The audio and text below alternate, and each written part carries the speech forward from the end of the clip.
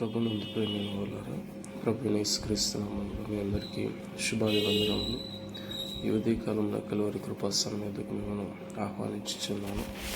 నిర్గమకాండము 33వ అధ్యాయము 11వ వచనములో, మనుష్యుడు తన స్నేహితునితో మాట్లాడినట్లు యెహోవా మోషేతో ముఖాముఖిగా మాట్లాడుచుండెను.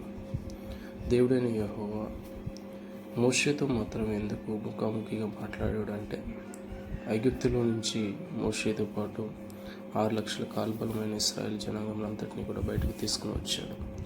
అయితే కేవలం మోషే మాత్రమే ముఖాముఖిగా దేవునితో మాట్లాడగలిగాడంటే దానికి కలిగిన కారణము, మోషే దేవుని మాటకు విధేయత చూపించాడు.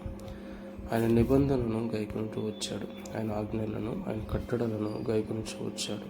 ఎక్కడా కూడా ఇశ్రాయేలీయులు ఎన్ని మార్లు తప్పిపోయినప్పటికీ, ఇశ్రాయేలీయులు ఎన్ని మార్లు దేవునికి వ్యతిరేకంగా జీవించినప్పటికీ, దేవుని కాదని వేరే రూపమును ఏర్పరచుకుని వారు ఆరాధన చేసినప్పటికీ, మోషే మాత్రము దేవుని యెడల భయభక్తులు కలిగి దేవునిని మాత్రమే ఆరాధిస్తూ ఆయన మాటకు విధేయత చూపుతూ నడుచుకున్నాడు. కాబట్టి ఒక మనుష్యునితో మాట్లాడినట్లు యెహోవా మోషేతో మాట్లాడాడు.